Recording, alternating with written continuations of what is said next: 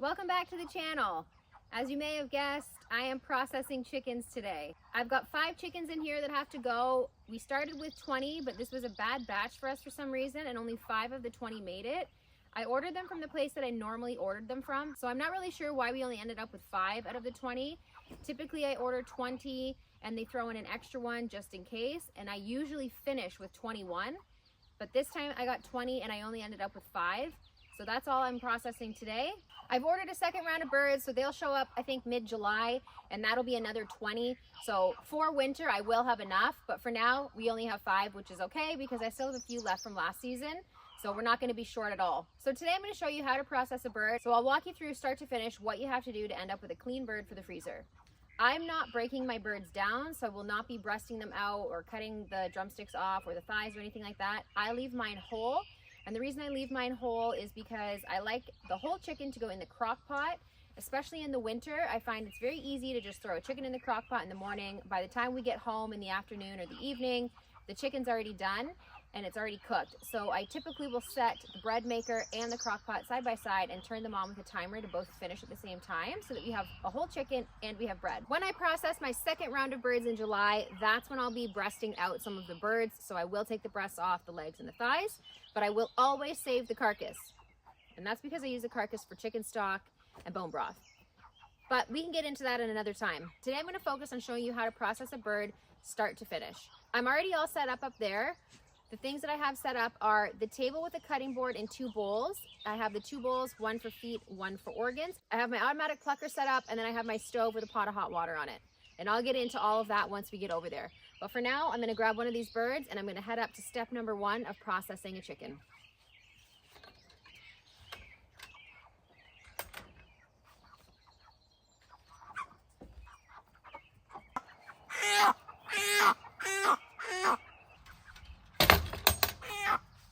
The first thing you want to take into consideration when taking your bird out is that you want to make sure you're holding the wings down. The birds are stressed out, obviously, because I'm in their space, so they're bound to start flapping their wings. When they flap their wings aggressively like that, they can actually bruise the meat inside.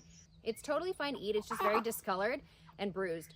It usually looks purple or bluish, just like a normal bruise would on you or I. It's just not appealing to look at, but you can still eat the meat. So I've got my bird, I'm holding its wings down, and I'm gonna head over to step number 1.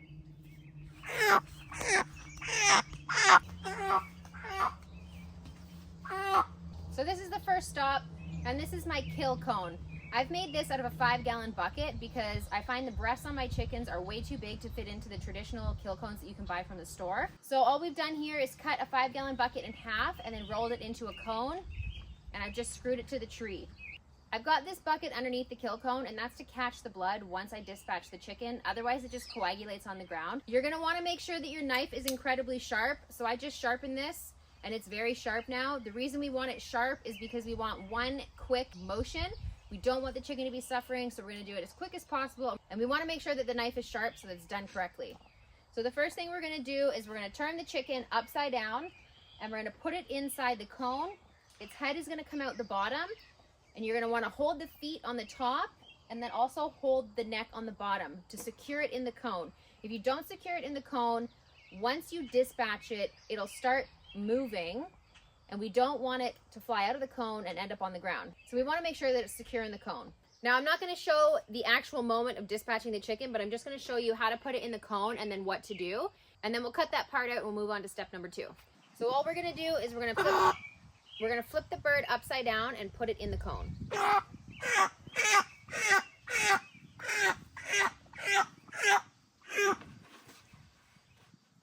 So the chicken's in the cone, its head comes out the hole down here, and you're gonna hold the feet while you dispatch the chicken. So you can see how the chicken's twitching, and that's why we wanna secure the feet in the top and hold the neck at the bottom. I do not want the chicken to fly out of the cone and end up on the ground. It only twitches for about a minute or so, and then it'll stop. Once it stops twitching, I'll let go of the feet and the neck, and I'm just gonna leave it here, and I'm gonna let the blood drain out of it. If you don't let the blood drain out of it completely, once it's processed and clean and cooling down, you'll notice that there will still be blood in the veins. It's fine. I just personally don't like the way that it looks, so I like to make sure that I let the chicken hang upside down for long enough to make sure that all of the blood has drained out of it completely. So the first chicken is done draining now, so we'll take it out and we're gonna head over to defeather it. I've got my pot of hot water here. It's not boiling, it's just hot. And the reason we have the hot water is because I'm gonna scald the chicken before it goes into the plucker. And the reason I do that is because it helps loosen up the feathers, and it helps the plucking go a lot smoother. So you'll hold it in the pot for around 10 seconds or so, 20 seconds, and that's it. We wanna make sure we're not holding it in the pot for too long. If you hold it in the hot water for too long, it starts to cook the chicken, and that can become a real problem as far as food safety goes. So we're just gonna hold it in here for about 10 to 20 seconds. It's gonna get nice and hot, and then I'm gonna put it over in the plucker. Another way to know when it's been in the pot long enough is the skin around the feet, where the foot meets the feathers. The skin here will start to peel off, and that's how you know it's been in here long enough. So I'm gonna go ahead and dunk my chicken, and then we'll put it in the defeatherer.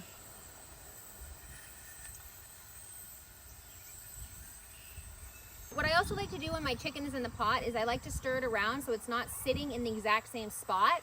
I just really don't want the chicken to start cooking. So this has been in long enough. I'm gonna pull it out, and I'm gonna go right over to the automatic plucker. So I'm gonna put the chicken right in the plucker. Bailey's gonna spray it with the hose, and away we go.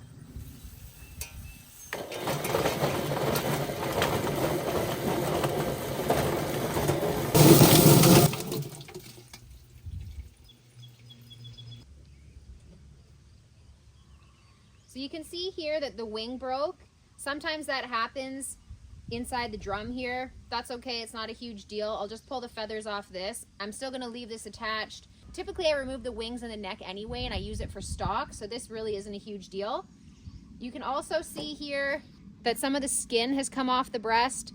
That's okay too, not a huge deal. Again, skin is something that I take off and I put with the wings and the neck anyways when I'm making stock, so it's really not a huge deal. We've killed the chicken, we've plucked the chicken, and it's time to clean it. Another thing I'm not showing is taking the head off the chicken. It's just not necessary. So typically what I do is I will use a stump or a piece of wood or a log or something. I put 2 screws or 2 nails in it, and I put them side by side like this, and then I put the chicken's head between the 2 nails. That way it doesn't go anywhere. You can use an axe or a hatchet or something like that, but I like to use this. This is a custom-made machete I got from one of my friends. He makes knives, machetes, and other things like that. So that's where I got this from. It's super sharp, it's great quality, and it actually has my logo engraved on the handle. So I'm gonna link that in the description below. You should check it out. There's some really cool stuff on there. I've got a few knives off him, but I love this thing and it works excellent for doing the chickens. So I'm just gonna hand pluck the rest of these few feathers off. And then it's time to get started on breaking down the chicken. Because we stuck the chicken in hot water, these little feathers come off super easy. I've done dry plucking before. I do not like it. Some people do. I do not. I find it takes a really long time, and the feathers are way harder to get out than if the chicken's warm. So that looks pretty good, minus the ripped skin, but that's okay. You can see back here on the wings, there's a little bit of bruising, and that's just from the automatic plucker. If you're plucking these by hand, obviously you're not gonna get that bruising, and you're also not gonna get the skin tear on it. This is totally fine. This is absolutely fine for us. It's really not a huge deal, but if you're really into aesthetics, pluck it by hand and this won't happen, but you will be plucking for a whole lot longer than I just was, because this took about 10-15 seconds in the plucker, and to pluck this by hand, you're looking at, I don't know, the first time I did it, probably took me like 10-15 minutes to do one. So I'm okay to sacrifice a little bit of skin for the job to be done a lot quicker. So the first thing I'm gonna do is I'm gonna take the feet off, and in order to take the feet off, all you have to do is bend it against the joint. So the chicken's foot naturally bends this way. I'm gonna go ahead and bend it back that way so I have a nice tight joint. I'm gonna take my knife, I'm gonna put it directly in the joint, and it just pops right off.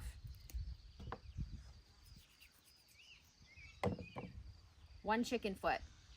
I save the chicken feet and I use them for dog treats. So I'll save these feet, I'll put them in the freezer, and then I just pull them out and give them to the dogs whenever they want a treat. You can cut the nails off. You can just use wire snips to do that and just cut the tips of the fingers off just so the dogs aren't choking on those and they're not sharp coming out. But this is just a great way to use all the parts of the chicken. I know you can use these for other things because there's collagen in them and stuff, but I prefer to use them just for dog treats. So I've got a bowl here for those. I'll put them in there and we'll just move on to the second foot. Okay, feet are done. So time to move on to the next step. So you're gonna take the bottom of the chicken. I'm just holding it this way to show you. But here's the breastbone. And you're gonna go right above the tail, the vent, and you're gonna make a slit in the middle between the breastbone and the tail and the vent. So just directly in the center here.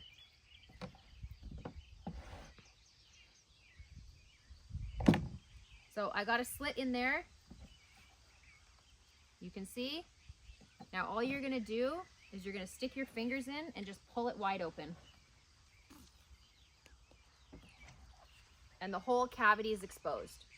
So I'm just gonna stick my hand inside the cavity and I'm just gonna pull everything out, and it should come out pretty easily.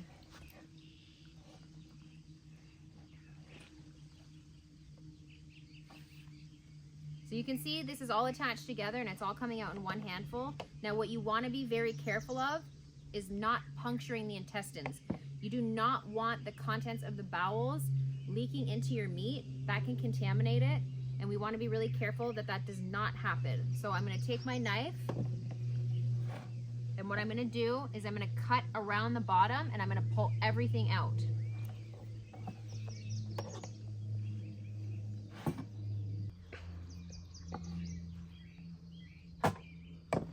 So you can grab a hold of the esophagus and you should be able to pull and it should come right out. And there it is. Again, that's good for a dog treat. So I'm going to hang on to the heart. And typically I save the livers too. Now the next thing I'm gonna do is I'm just gonna cut the skin off the neck here, and I'm gonna pull the crop out the top. Now the crop is where all the food is gonna go in first before it heads down into the stomach. And I should mention that before I process my chickens, there it is, I take their food away for 24 hours. And the reason I take their food away for 24 hours, I want their stomach and their crop virtually empty. I still move the tractor and I give them fresh grass and they get water, but I take their food away just so that the risk of contamination is reduced. So I've got the crop out, I've got all the intestines out, and basically now all I have to do is spray out the chicken, and we're gonna put it in our cooler of cold water because we need to cool the chicken down before we bag it and put it in the freezer.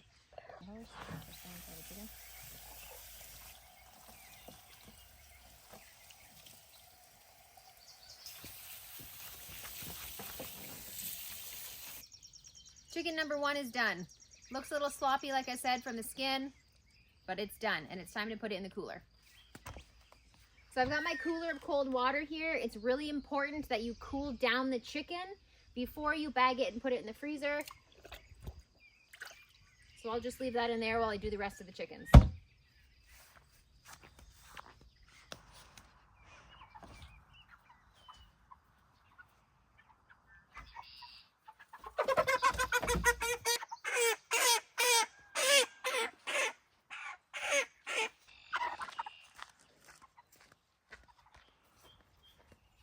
So we're just gonna go ahead and do the exact same thing all over again.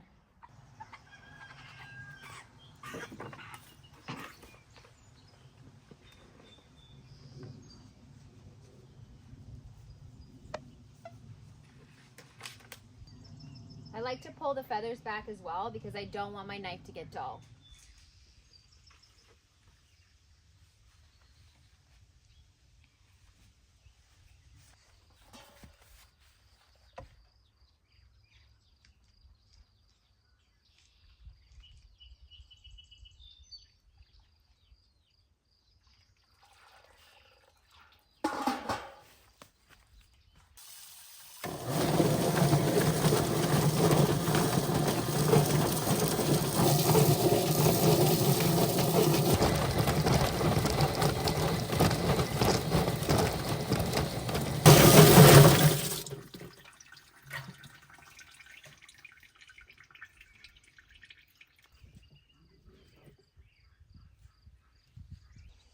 So we're just gonna go through the exact same thing again. I'm just gonna pluck the little bits of feathers off that didn't come off in the plucker. This one came pretty clean actually, and no skin was torn, so it looks pretty good. Just go ahead and cut the feet off.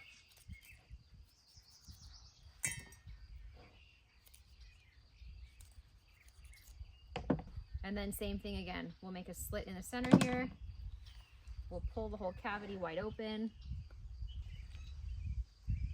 And then we'll just remove the insides. Now you wanna also make sure that you get the lungs out. Sometimes the lungs get stuck in there and they're hard to get out. There is a tool called a lung scraper, and you can just scrape it along the inside of the cavity here and the lungs come right out. The muscle inside is twitching still, which is normal, that happens. Feels weird on my hand, but the muscles inside are still twitching because of how fresh this is, but don't worry about that because it does stop. It's just a little bit unsettling at first. So there's one of the lungs. You just want to make sure that you got those. The lung scraper tool I really want to invest in to see if it's a little bit easier. It's really not a huge deal taking them out by hand. It's just they can break apart for some reason. Okay, spray it up.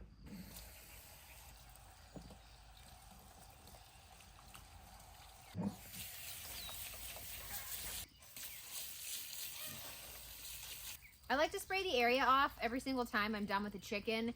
I just don't want all the blood and everything coagulating on here. Sometimes manure is still left and it comes out on the table. I do not want that, so I just like to spray it off. A little bit of blood is okay, but I like to spray off the majority of the stuff just so we're not cross-contaminating things. But here's another chicken, perfectly ready to go into the freezer. So we're gonna put that in the cooler to cool down, and then we're gonna move on to number 3.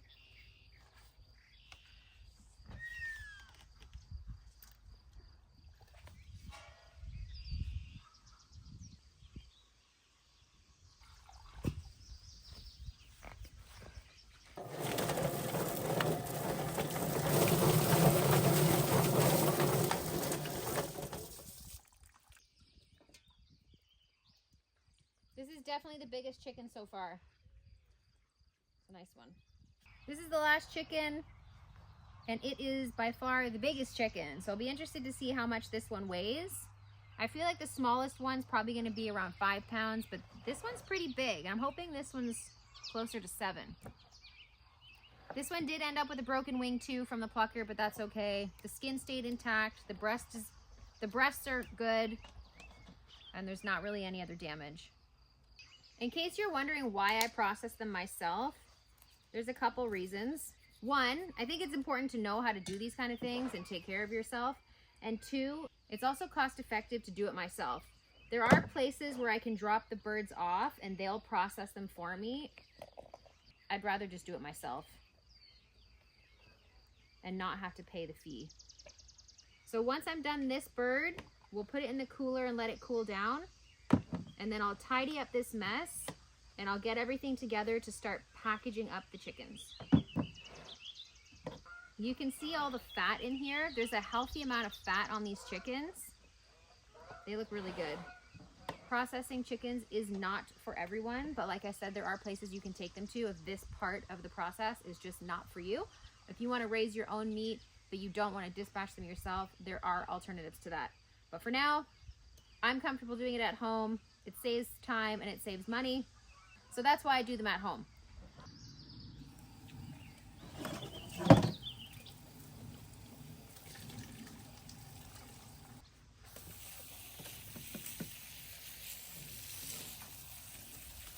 I'm just gonna tidy up this mess and then I'm gonna bring out the scale, a clean pot of hot water, and the bags, and we will start bagging up the chickens and getting them ready to go in the freezer.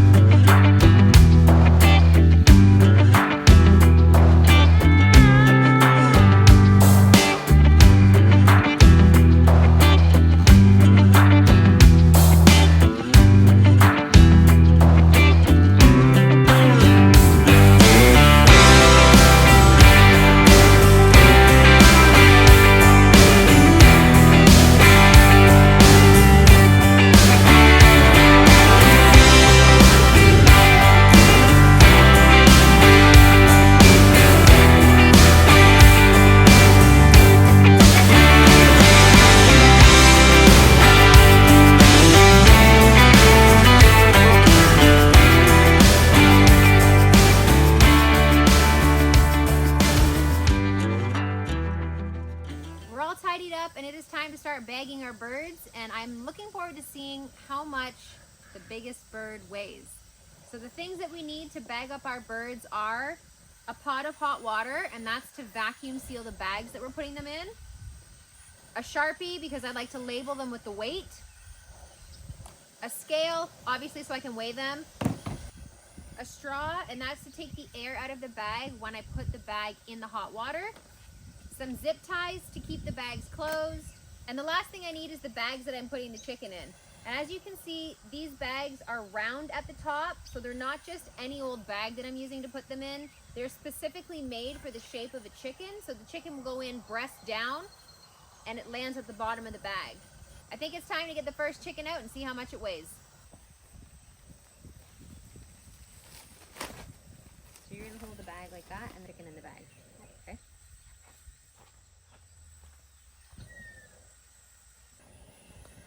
Okay, how much do you think this weighs? 4. 4 pounds? Yeah. Okay, I think just under 5 pounds. Okay.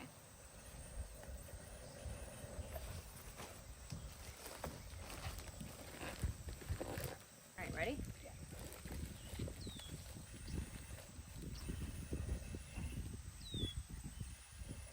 What? That's a small one. It's only 3 pounds. What? Yeah. I thought it was 4.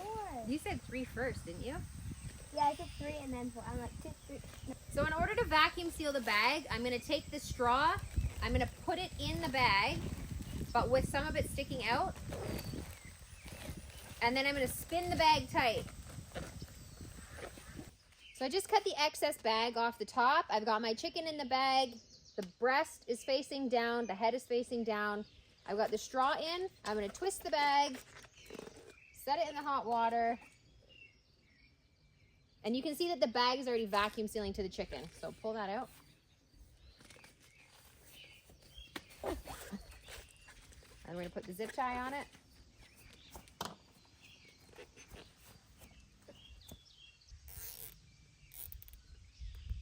And that's it. 1 chicken in a bag. I don't know. I feel like only 5 based on how these other ones are going.